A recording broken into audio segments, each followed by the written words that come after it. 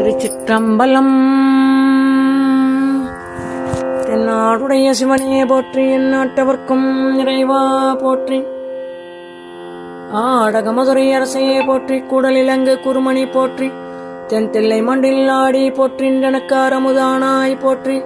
மூவா நான்மறை முதல்வா போற்றி, சேவார் மேல்கொடி சிவனையே போற்றி. விண்ணார் உருவ விகிர்தா போற்றி, கல்லார் உரித்த கனியே போற்றி. காவாய் கனகத்திரளே போற்றி, கைலை மலையானே போற்றி போற்றி. திருச்சிற்றம்பலம். கந்தர் அனுபதி ஒரு பாடல். மகமாயை கலைந்திட வல்ல பிரான் முகமாறும் மொழிந்திலனே. மகமாயை கலைந்திட வல்ல பிரான் முகமாறும் மொழிந்திலனே. அகமாடை மடந்தயரின்றயனும் சகமாயில் நின்று தயங்குவதே. அகமாடை மடந்தயரின்றயனும் சகமாயில் நின்று தயங்குவதே. திருச்சிற்றம்பலம். கச்சியப்ப சிவாச்சாரியார் அருளிய ஸ்ரீ கந்த புராணம் தொடரும். 5வது பாகம். தவச்சாலையில் திருக்குமரி. பர்வதராஜனுடைய புத்திரியான அக்குழந்தைக்கு பார்வதி என பெயரிட்டு கண்ணும் கருத்துமாக வளர்த்து வந்தனர். நாளொரு மேனியும் பொழுதொரு வண்ணமுமாக குழந்தை அரண்மனையில் வளர்ந்து வந்தாள். அவளுடைய ஒவ்வொரு செய்கையையும் கண்டு இமவானும் மேனையும் எல்லையற்ற சந்தோஷத்தை அடைந்தனர். குழந்தை பார்வதிக்கு 5 வயதாயிற்று. ஒரு நாள் அவள் தந்தை தனித்திருக்கையில் அவரை தேடி வந்தாள்.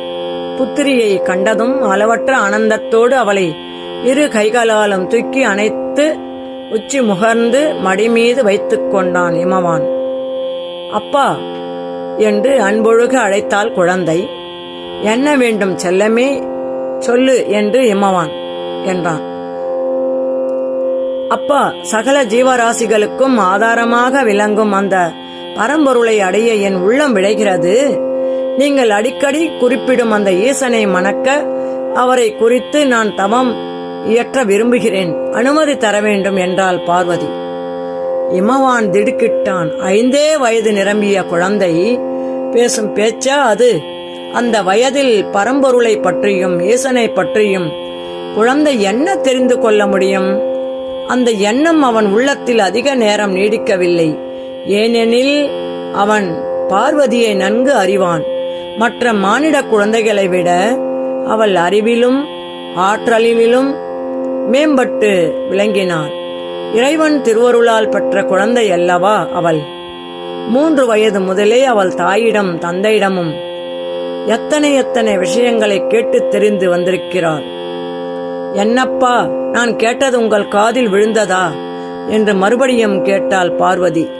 குழந்தையின் முகத்தை தன் கன்னத்தோடு சேர்த்து வைத்து அணைத்துக் கொண்டாள் ஹிமவான். பார்வதி, நீ கூறிய விஷயங்கள் எல்லாம் உன் வயதுக்கு ஏற்ற செயல்கள் அல்ல.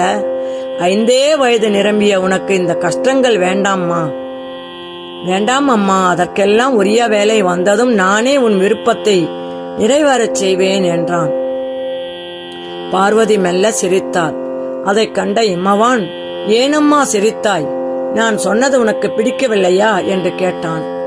அப்பா, நான் தவம் இயற்றுவதில் தவறு ஏதும் இருப்பதாக தெரியவில்லையே என்றாள் பார்வதி. குழந்தாய், உன் எண்ணத்தை தவறு என்று நான் சொல்லவில்லை. அந்த பரமனுக்கே உன்னை மனம் செய்து தர வேண்டும் என்பதே என்னுடைய லட்சியம். அப்படி இருக்க ஏன் தயங்குகிறீர்கள் என்றாள் பார்வதி. பார்வதி எத்தனையோ ஆனந்தமாக இருக்க வேண்டிய வயதில் சிரமங்கள் நிறைந்த தவ வாழ்க்கையை மேற்கொள்வதா? அதற்கான காலம் இன்னும் வரவில்லை அம்மா. அதை பற்றிய நினைப்பை எல்லாம் என்னிடம் விட்டுவிடு. தகுந்த நேரத்தில் நான் அதற்கான ஏற்பாடுகளை செய்வேன்.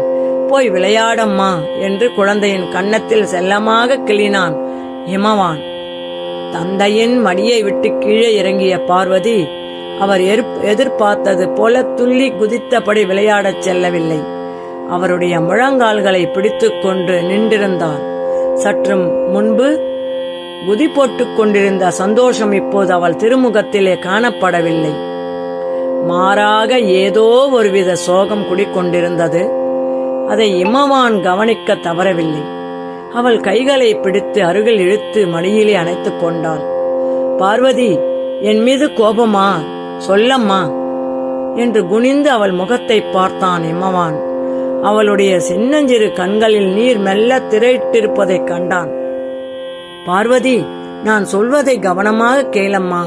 உன் உள்ளத்தில் தோன்றியுள்ள உத்தமனான எண்ணத்தை கேட்கும் போது என் மனம் பெரிதும் சந்தோஷம் அடைகிறது. குழந்தாய், தவம் செய்கின்றதெல்லாம் காட்டிலே போய் வாசம் செய்ய வேண்டும். எவ்விதமான சௌகரியமும் இருக்காது. தவிர காட்டிலே எத்தனையோ துஷ்ட மிருகங்கள் நாலா பக்கங்களிலும் சஞ்சரிக்கும். அவற்றால் எந்த வேளையிலும் ஆபத்துக்கள் நேரிடலாம். அதனால்தானம்மா இப்போது இந்த விஷயத்தை ஒத்து போடுமாறு சொன்னேன். இன்னும் கொஞ்சம் காலம் போகட்டும், அதற்குள் நீயும் வளர்ந்து விடுவாய் என்றான் இமவான் அன்போடு. அப்பா, அந்த விஷயங்கள் எல்லாம் எனக்கு தெரியாதா? நீங்கள் பலமுறை முனிவர்கள் தவம் ஏற்றுவதை பற்றி எனக்கு சொல்லி இருக்கிறீர்களே. அப்பா, நான் மறுபடியும் உங்களை பணிவோடு கேட்டுக்கொள்கிறேன். எல்லா விஷயங்களையும் நான் சிந்தித்து பார்த்தே ஒரு முடிவுக்கு வந்து உங்களை கேட்டேன். எனக்கு என்ன கஷ்டம் வந்துவிடப் போகிறது? நான் வணங்கும் அந்த பரமனுக்கு அல்லவா என்னை காப்பாற்றும் பொறுப்பு இருக்கிறது. அவரன்றோ கவலைப்பட வேண்டியவர். நாம் ஏன் அவற்றை குறித்து கவலைப்பட வேண்டும் என்று கெஞ்சுதலாக கேட்டாள் பார்வதி. என்ன செய்வான் இமவான்? குழந்தையின் உள்ளத்தில் உறுதியாக பற்றி நிற்கும் எண்ணத்தை மாற்றுவது இயலாது என்பதை உணர்ந்தான். அவளை பற்றி நினைக்க நினைக்க ஒரு பக்கம் பெருமையாகவும் மற்றொரு பக்கம் வேதனையாகவும் இருந்தது. 5 வயது நிரம்பிய குழந்தை கானகத்திலே எவ்வாறு தனித்திருப்பாள்? அவனுக்கு ஓர் யோசனை தோன்றியது. குழந்தையை அணைத்து முத்தமிட்டான். மனதை திடப்படுத்திக் கொண்டு குழந்தையின் பக்கம் திரும்பி, பார்வதி, இதோ பார், உன் விருப்பப்படியே செய்கிறேன். உனக்கு சந்தோஷம்தானே? எங்கே சிரி, பார்க்கலாம் என்றான். கலகலமென்று சிரித்தவாறு தந்தையின் கைகளிலே முகத்தை வைத்து அழுத்திக் கொண்டது குழந்தை. என் கண்ணே, நான் சரி என்று சொல்லிவிட்டேன். உன் அம்மா சம்மதிக்க வேண்டுமே என்று கேட்டான் இமவான். நீ சரின்னு சொல்லிவிட்டால் போதும், அம்மாவும் சம்மதித்து விடுவாள் என்று சொல்லிக்கொண்டே குதித்தவாறு தாயிடம் ஓடினாள் பார்வதி. தந்தைக்கும் மகளுக்கும் நடந்த விவாதத்தை மேனை அறிவாள். எதேச்சையாக அங்கு வந்த போது அவர்கள் பேசிக் கொண்டிருப்பதை அவள் கேட்க நேர்ந்தது. பார்வதியின் பிடிவாதத்தை மாற்றுவது முடியாது என்பதை அவளும் அறிவாள். ஆகவே பார்வதி குதித்துக் கொண்டே ஓடி வந்து தந்தை எனக்கு அனுமதி கொடுத்து விட்டதை கூறிய போது கண்களில் நீர் தழும்ப அவள் குழந்தையை அணைத்துக் கொண்டாள். துக்கம் அவள் தொண்டையை அடைத்தது. அம்மா, எனக்காக நீ துக்கப்படுகிறாயா என்று கேட்டாள் பார்வதி.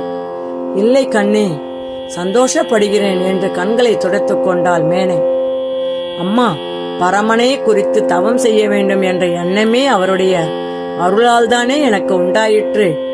ஆகவே அதில் உள்ள சிரமங்களை பற்றி நாம் ஏன் கவலைப்பட வேண்டும் என்று தாயின் கழுத்தை கட்டிக்கொண்டு அவள் கன்னத்தில் செல்லமாக முத்தமிட்டாள் பார்வதி. மேனை குழந்தையை அணைத்தபடி தன்னையே மறந்து நின்றாள். கண்களிலிருந்து நீர் பெருக்கெடுத்து கண்ணம் வழியாக வழிந்தோடியது.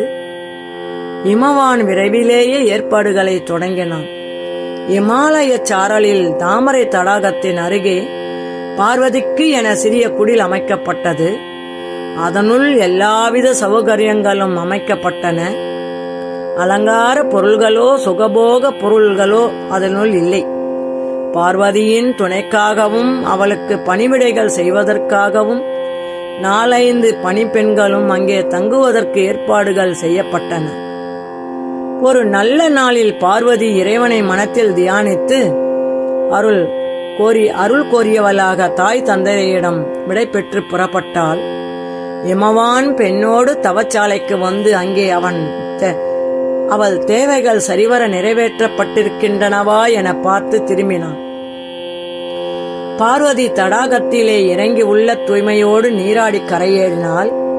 அரச போகத்துக்கு உரிய ஆடை ஆபரணங்களை விலக்கிவிட்டு எளிய உடைகளை அணிந்து கொண்டாள். எம் பெருமானை குறித்து பக்தியோடு மனம் உருக பிரார்த்திக்கொண்டு தவம் இயற்றலானால் அவளுடைய தவம் ஆரம்பமானது. பார்வதி தவம். திருச்சிற்றம்பலம்.